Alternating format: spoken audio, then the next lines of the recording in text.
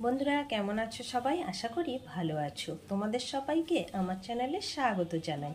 তো আজ চলেছি মাংসর একটা দারুণ রেসিপি নিয়ে। একঘেয়েমি রোজ কি সানডে হলেই মানুষের বাড়িতে সবার বাড়িতেই কম বেশি মাংস হয়ে থাকে, তবে একঘেয়েমি প্রতিদিন মাংসের ঝোল খেতে কি আর ভালো লাগে? তো সেই মাংসের ঝোলে যদি অন্যরকম টেস্ট পাওয়া যায় তবে কেমন হয় বলো তো বন্ধুরা। তো চলো বন্ধুরা, আজ সেটাই তোমাদেরকে দেখাবো। একই চিকেন কিন্তু একটু ভিন্ন রকমের স্বাদের। তো বন্ধুরা, আমার চ্যানেলে যদি নতুন বন্ধু হয়ে থাকো তাহলে চ্যানেলটি সাবস্ক্রাইব করে পাশে থাকার অনুরোধ রইল। তো চলো এবার রেসিপিটি শুরু করি। এখানে আমি 700 গ্রাম চিকেন ভালো করে পরিষ্কার করে ধুয়ে নিয়েছি।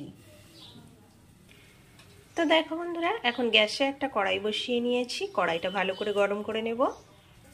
কড়াইটা গরম হয়ে গেলে প্রথমে সরিষার তেল দিয়ে দেব, কারণ প্রথমেই আমি মাংসর আলুটাকে ভেজে নেব।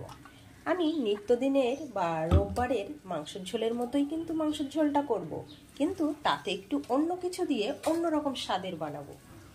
তো চলো, প্রথমে আমি কড়াইয়ে তেল দিলাম। তেলটা গরম হয়ে গেলে তার মধ্যে একটুখানি নুন দিয়ে দেব, তাতে তেলটা ছিটকে ছিটকে আমার হাতে লাগবে না।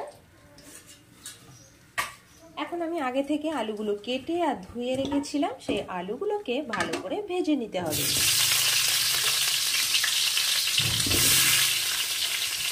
তো আলুটা দিয়ে দিলাম। যেহেতু তেলের মধ্যে লবণ দিয়েছি তাই জন্য আর লবণ দেবো না, দিয়ে দেবো অল্প পরিমাণে একটু হলুদ গুঁড়ো। দিয়ে ভালো করে আলুটাকে এখন লাল করে ভেজে নেব।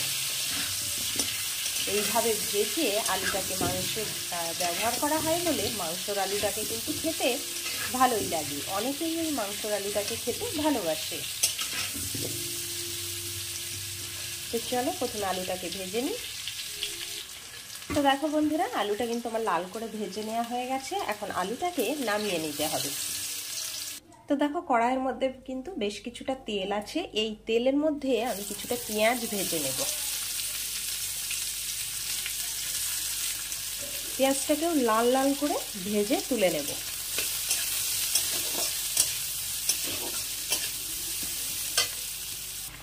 তো দেখো বন্ধুরা, পেঁয়াজটা কিন্তু ঠিক এরকম লাল লাল করে ভেজে নামিয়ে নিতে হবে, যেমন ব্রেস্তা তৈরি হয় তেমনই।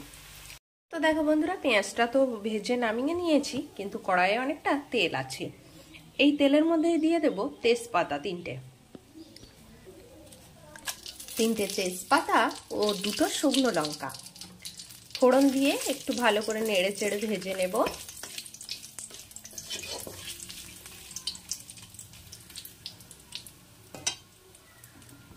এখন এর মধ্যে দিয়ে দেব কুচানো পেঁয়াজ,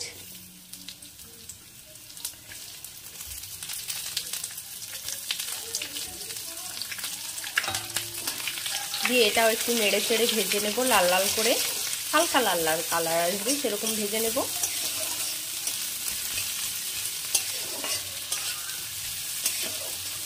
এর মধ্যে দিয়ে দেব রসুন বাটা,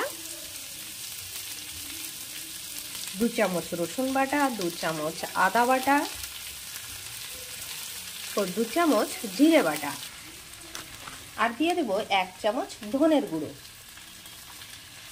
আর দেব 1 চামচ লঙ্কা গুঁড়ো। ঝালটা তোমরা যেমন খাও সে তেমনই দেবে। এই সব কিছু দিয়ে ভালো করে মশলাটাকে কষিয়ে নেব।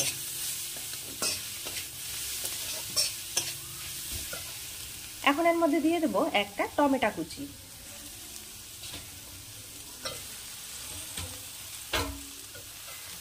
আরো 2 মিনিট ধরে ভালো করে মশলাটাকে কষতে হবে।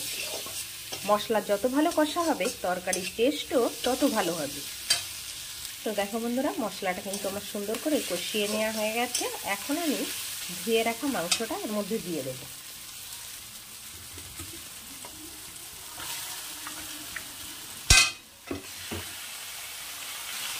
মাংসটা দিয়ে এর মধ্যে দিয়ে দেব পরিমাণ মতো হলুদ গুঁড়ো, আর দিয়ে দেব পরিমাণ মতো লবণ।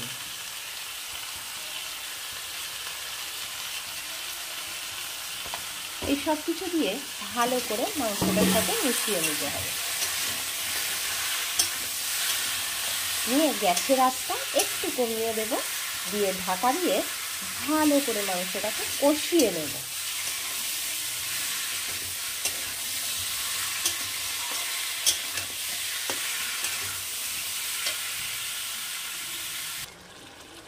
তো দেখো বন্ধুরা, ঢাকা দিয়ে আর গ্যাসের আঁচটা কমিয়ে নিয়ে কষালে মাংসটাকে এরকম সুন্দর জলটা ছেড়ে দেয় বা তেলটা ছেড়ে দেয় মাংস থেকে, তাই জন্য মাংস কষাটা খুব ভালো হয়।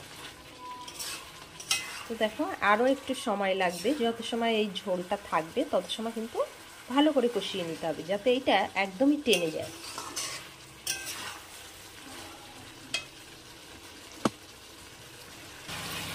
তো দেখো বন্ধুরা, মাংসটা কিন্তু কষানো হয়ে এসেছে। এরকম অবস্থাতে এখন আমি ভেজে রাখা আলুটা দিয়ে দেবো। এই অবস্থাতে আলুটা দিয়ে আরও 2 মিনিট যদি কষিয়ে নেওয়া হয় তাহলে কিন্তু আলুর মধ্যেও মশলাটা সুন্দর চলে যাবে। সেই জন্য এখন আলুটা দিয়ে আর একটু কষিয়ে নেব, আর পাশে বসাবো গরম জল। তো দেখো বন্ধুরা, আমার কিন্তু খুব সুন্দর করে মাংসটা কষিয়ে নেওয়া হয়ে গেছে একদমই। এখন গরম জল দিয়ে দেবো, পরিমাণ মতো গরম জল দিয়ে নেড়ে চেড়ে একটা ঢাকনা দিয়ে ঢেকে রান্নাটা করে নেব।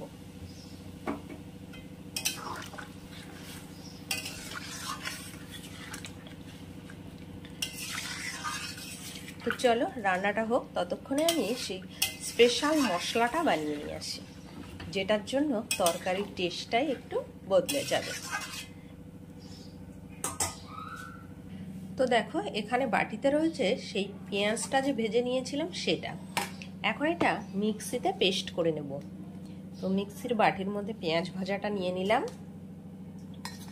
আর দিয়ে দেবো দেখো এই কাজুটা।